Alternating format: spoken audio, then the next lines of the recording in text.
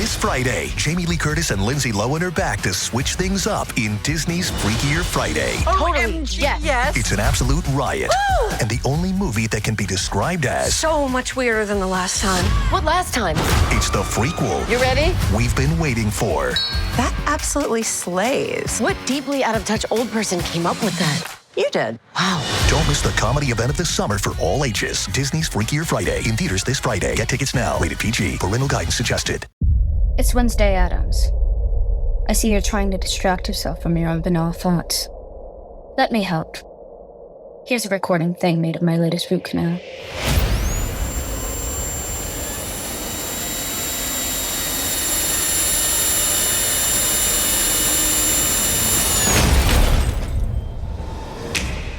Wednesday, Season 2, begins August 6th, only on Netflix. Subtle results, still you, but with fewer lines. Botox Cosmetic, onabotulinum toxin A, is a prescription medicine used to temporarily make moderate to severe frown lines, crow's feet, and forehead lines look better in adults. Effects of Botox Cosmetic may spread hours to weeks after injection, causing serious symptoms. Alert your doctor right away as difficulty swallowing, speaking, breathing, eye problems, or muscle weakness may be a sign of a life-threatening condition. Patients with these conditions before injection are at highest risk. Don't receive Botox Cosmetic if you have a skin infection. Side effects may include allergic reactions, injection site pain, headache, eyebrow and eyelid drooping, and eyelid swelling. Allergic reactions can include rash, welts, asthma symptoms, and dizziness. Tell your doctor about medical history, muscle or nerve conditions including ALS or Lou Gehrig's disease, myasthenia gravis, or Lambert-Eaton syndrome and medications, including botulinum toxins, as these may increase the risk of serious side effects. For full safety information, visit BotoxCosmetic.com or call 877-351-0300. See for yourself at BotoxCosmetic.com. Pie in the Sky Media. This series contains adult language and descriptions of graphic violence throughout. Listener discretion is advised. Welcome back to Criminal Mischief with Carolyn and Brandon. You're listening to episode 74, Flashpoint. The city of Biddeford, Maine, was a prosperous mill town back in the day, processing lumber and grain, and many were also employed at the granite quarries and brickyards. Being a coastal town, major textile manufacturing facilities were built along its banks. However, by 2009, the economy had changed. The last operating textile company had shuttered. The mills in town had long been abandoned. And slowly, the old downtown area was being revitalized into a foodie haven. Those old brick mills were being converted into swanky new restaurants and breweries. There was high-end housing, along with other redevelopment. And with amazing access to the seaside, tourism had flourished. But the backbone of Biddeford's economy was in healthcare and the University of New England. The thing is, throughout the seaside towns' booms and busts, Biddeford had always retained that small-town feeling. Cute neighborhoods, it was a great place to raise a family. Sue Johnson knew that. She'd grown up in Biddeford and stayed there to raise her own family. In 2012, Sue was looking for a fresh start. She'd broken up with her boyfriend, and she was apartment hunting for her and her two sons, 6-year-old Braden and 19-year-old Derek. Although Derek was technically still a teenager, he was very responsible. He and his mother had always shared a great relationship, and he was a loving brother to Braden, who looked up to him with stars in his eyes. Sue worked as a customer service representative, and Derek was employed as a detailer at a car dealership. It was October of 2012 when Sue, Derek, and little Braden were out apartment hunting.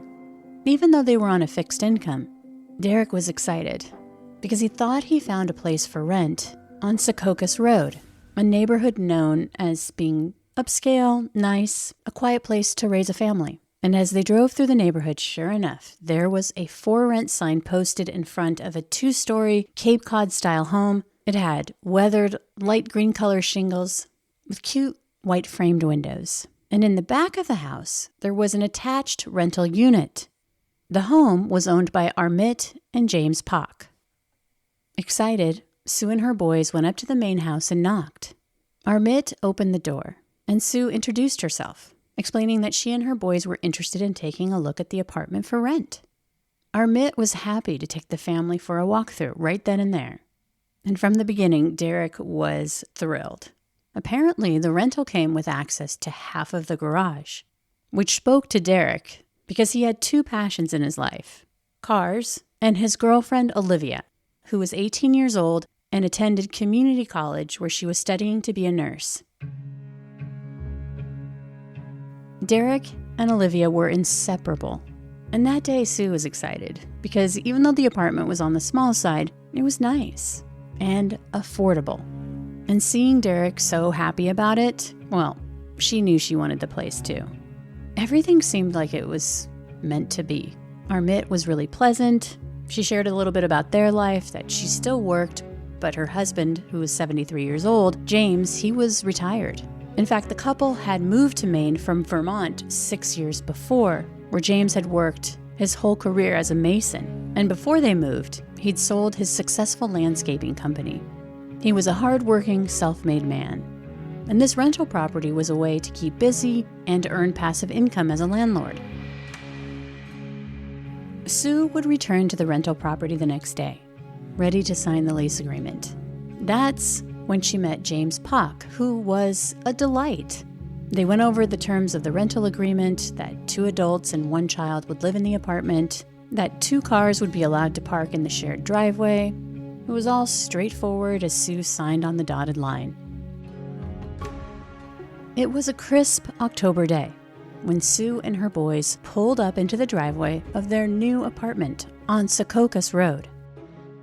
Being a single parent wasn't easy, but on that day, Sue felt hopeful. She loved her boys, and it was just a wonderful feeling knowing that they were on track. Everything felt like it was falling into place. But then, a little bit of a hiccup. When they got out of the vehicle, right away, as they stood in the driveway, before they even stepped foot into their new place, they suddenly felt like they were walking on eggshells as they observed a situation which was unfolding in front of them in the Pock's driveway. The gist of it was, there seemed to be some friction between James Pock and what appeared to be the previous tenants, who were still moving things out of the apartment. It was uncomfortable, but not long after they were gone, Sue sort of tried to push the experience into the back of her mind. I mean, the Pocks seemed to be really friendly, and she wasn't going to involve herself in anyone else's drama. She had too much to do. In fact, she had taken the Monday off after they'd moved in to unpack. So she was by herself getting the new place organized when the front door suddenly bursts open, and in walks James Pock. He looked at her and said that he needed to check the plumbing, and Sue's like flabbergasted. She doesn't really know how to react. She was uneasy as she heard him fiddling with the plumbing.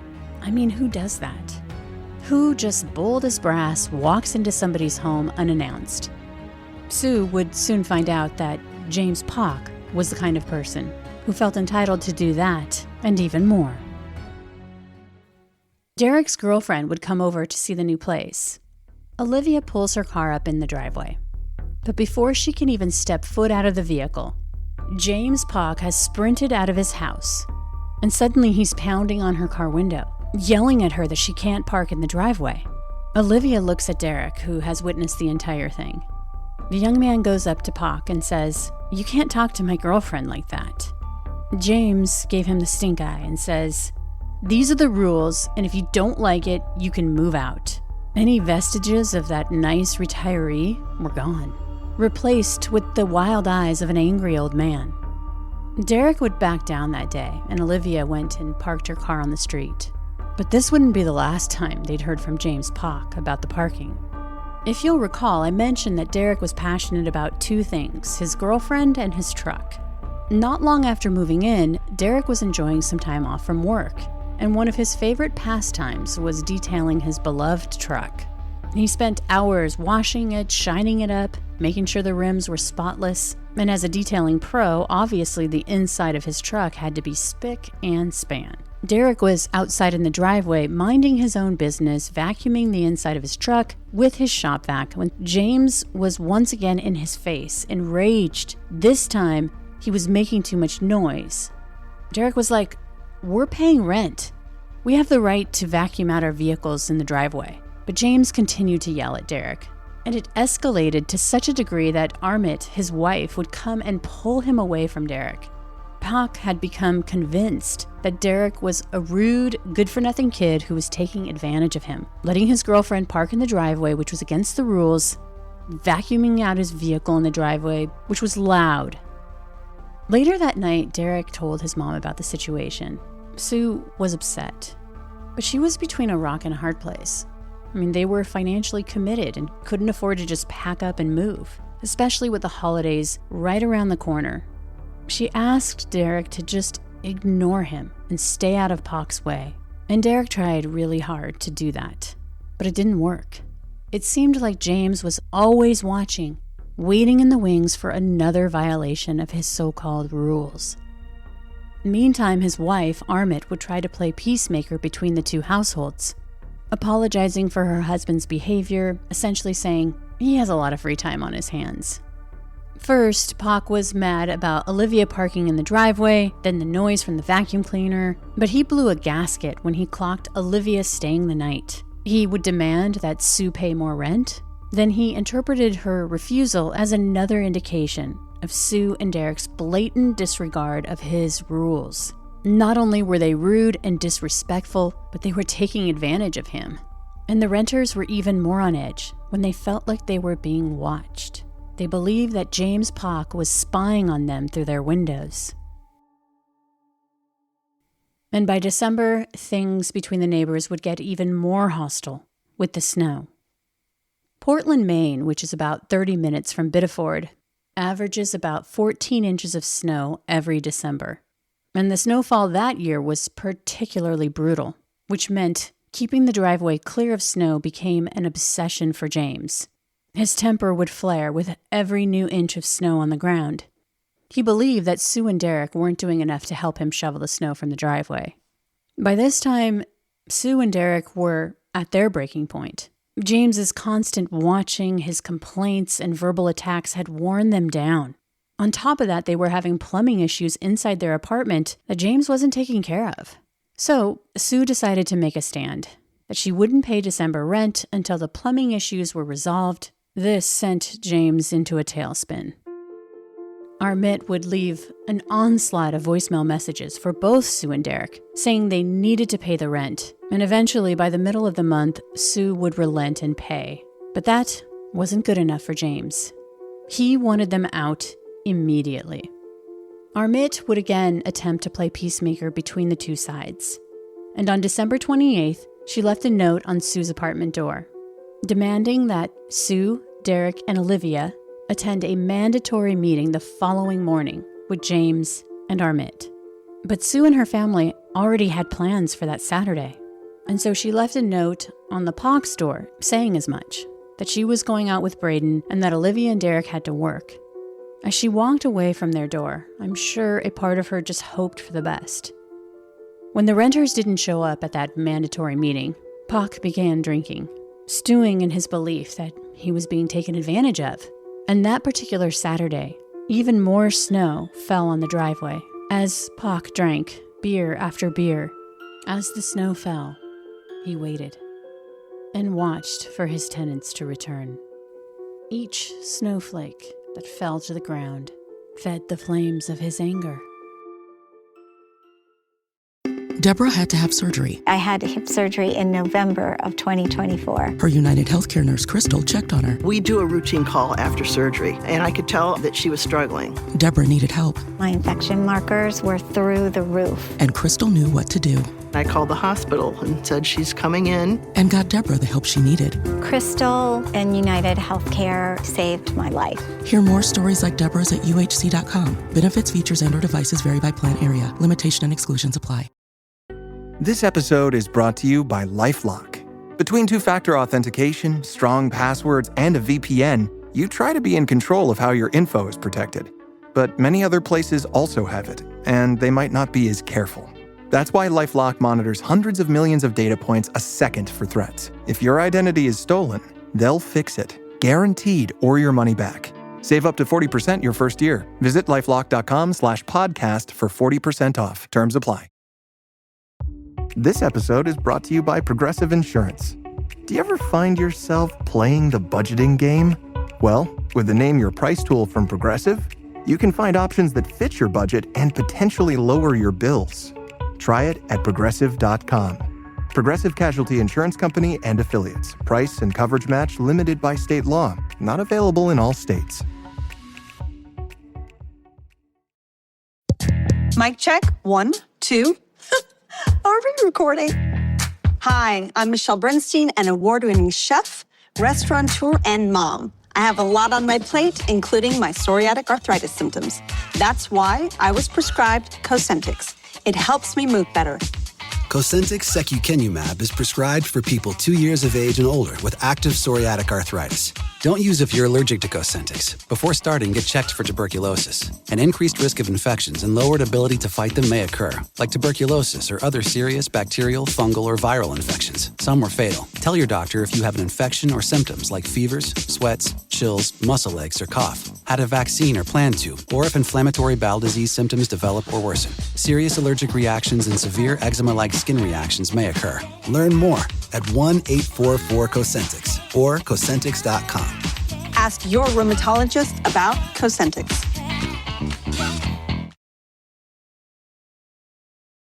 Sue and Braden would get home first that Saturday night. Then Olivia arrived shortly after. She would pull up into the driveway. By then, they were all very aware that this was a point of contention for James, but given the circumstances, what else could she do when the forecast called for an impending blizzard scheduled to hit that night? The city of Bedford had an ordinance that banned curbside parking during snowstorms because the vehicles impeded the snowplows, and Olivia didn't want her car to get towed that night. So Sue told Olivia that it was okay for her to park behind her. Of course, James was bird-dogging his tenant's every move from the window. When he saw Olivia's car in the driveway, he interpreted this act as the ultimate disrespect. A little before 6 o'clock that night, Derek would arrive home from work, and he begins to shovel the snow from around their door. James, filled with rage and fueled by a day of drinking, gets in Derek's face, screaming about his girlfriend parking in the driveway, a total violation of his rules. Derek just tries to ignore him and shovel the snow, as his mother has requested him to do so many times before. From inside the apartment, Sue can hear the screaming, the arguing. Instinctively, she asks Olivia to take Braden into his bedroom and put on a movie. She doesn't want her 6-year-old to hear the fighting. Then, she goes outside and finds James berating her son. But this night is different. He seems more out of control than usual. His behavior is bizarre. So right away, she takes out her cell phone and begins recording him. Pac tells Sue and Derek that they're animals. They don't know any better. He accuses them of stealing from old people. With her camera positioned on James, you can hear Sue say, "We haven't stolen anything from you."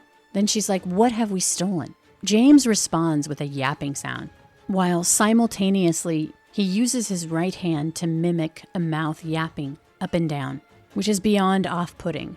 Then, sinister, when James manipulates his fingers into the shape of a gun and says, "Bang." At this point, Sue tells Derek to call the police.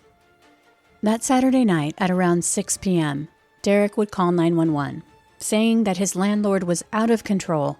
He tells the dispatcher, quote, "He's giving me death threats, pointing his fingers like a gun, going bang. I got it all on video.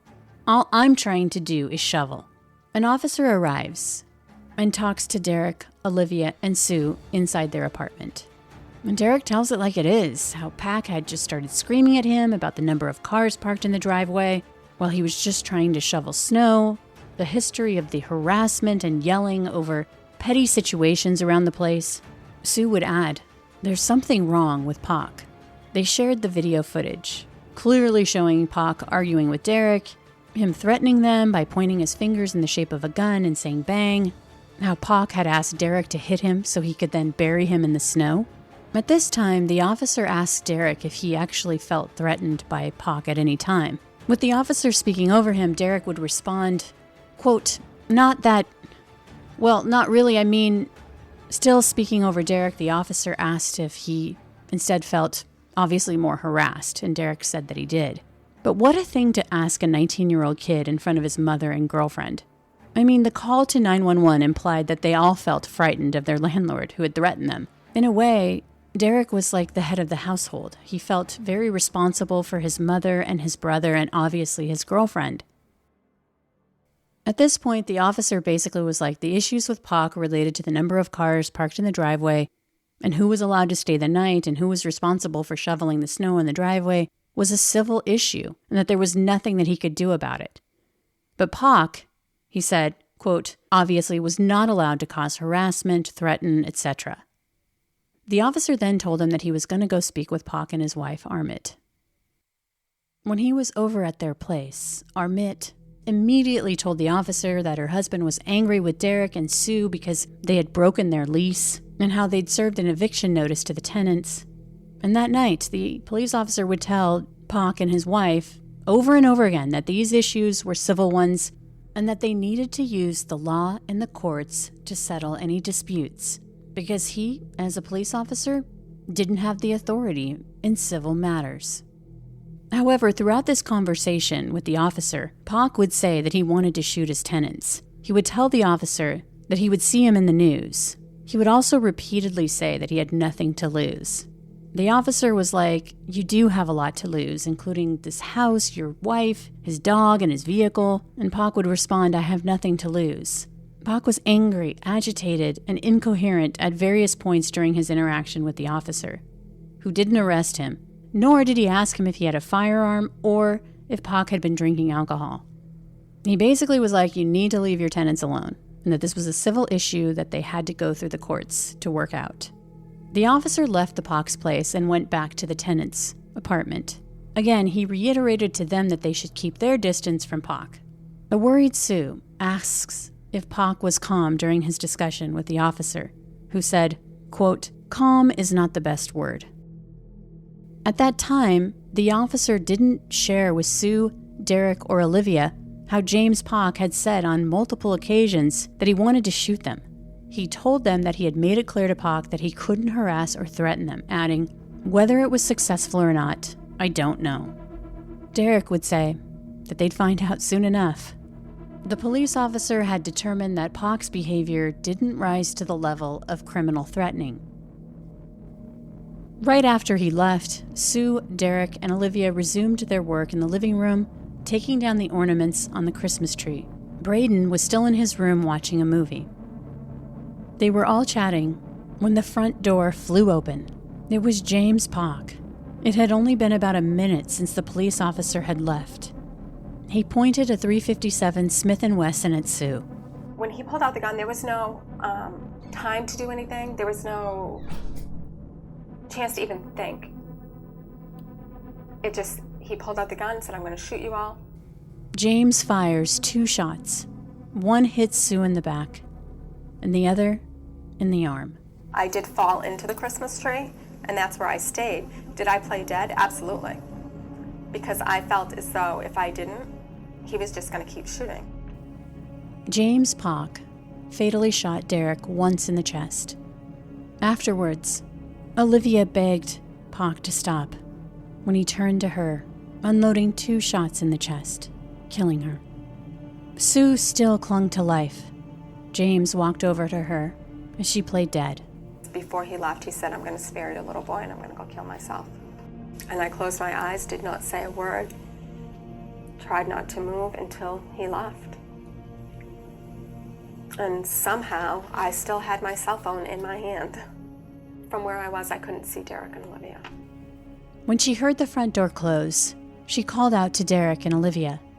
There was no answer. She knew in her heart that they were dead. She called out to Braden for him to stay in his room.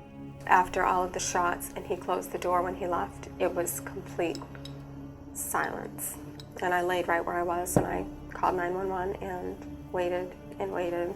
I kept feeling my mouth to see if blood was coming out of it because You watch movies, and when people die, you see blood come out of their mouth. So I felt that if there was, then I was going to die, because I didn't know if I was going to die. I kept saying over and over in my mind, Braden needs his mom. Braden was 6 years old. I didn't want Braden to come out of that with losing his brother and his mom. 3 minutes after the officer left, dispatch would receive Sue's 911 call, begging for help. That same officer was the first to respond to the call, arriving at the scene within 1 minute. After backup arrived, he entered the apartment and found Derek and Olivia dead and Sue seriously injured.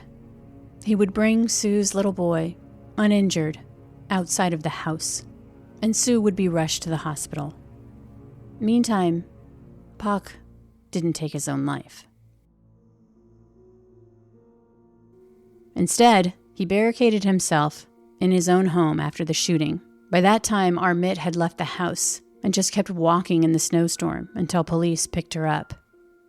A police negotiator would spend 3 hours trying to talk James Pac into surrendering. He finally agrees to leave his house, saying that he would bring the gun with him. The negotiator was like, no, leave it behind. When Pac comes out, he refuses to comply with officers' commands, and not sure if he was unarmed, as he's walking out of the house down the driveway with his hands in his pockets, refusing to take them out. He then turns as if to walk back inside the house, and a nearby officer tased him. In an instant, he was down on the ground, handcuffed, and taken into custody. When he was arrested, he had a blood alcohol level of roughly twice the legal limit. Later, Armit, Pac's wife, would say that he'd been drinking beer all day long.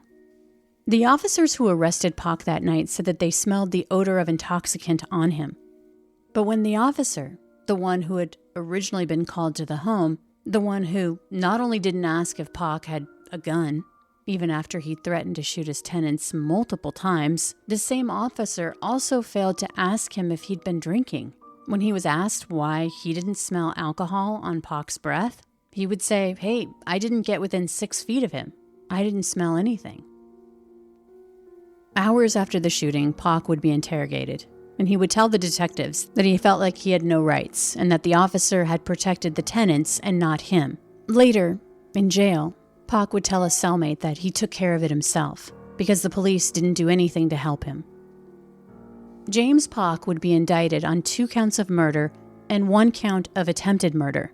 At first, he pleaded not guilty by reason of insanity. However, after he was found competent to stand trial, he pleaded guilty and would get 2 life sentences for the murders of Derek and Olivia and 30 years for the attempted murder of Sue. Sue would file a wrongful death lawsuit against the Biddeford Police Department. A judge would rule in 2020 that the Biddeford Police Department was not liable for Derek and Olivia's murders. When I first got out of the hospital and went home, I had a really hard time sleeping. I didn't sleep. I would close my eyes and I would just think of that night over and over. I would see Pac's face. There's not a day that goes by that something doesn't make me cry when I think about Derek. Derek and I had an awesome relationship. We didn't argue. We didn't fight like a lot of teenagers and their moms do. I didn't really think about the death penalty a lot until he got his life sentence, and I was happy with it, but it wasn't like, okay, so he gets a life sentence, now you get your kids back. I thought it was gonna make me feel a lot better than it did, and it didn't. For what he did, he took 2 lives and ruined so many. Why should he have the chance to live any more days at all? Why does he have a chance to get visits from his wife or get letters from his wife? I can't get that from Derek.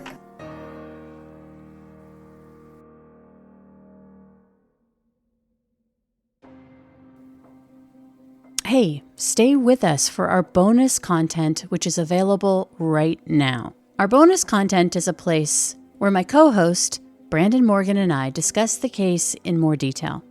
And one more thing, if you have a minute, head over to Apple Podcasts and rate and review the show. It really helps.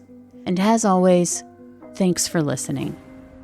From Cloud 10, Criminal Mischief is a pie-in-the-sky production recorded in the beautiful Pacific Northwest. We're produced by Brandon Morgan and myself. Music by Soundstripe. I'm Carolyn Osorio, your writer and host.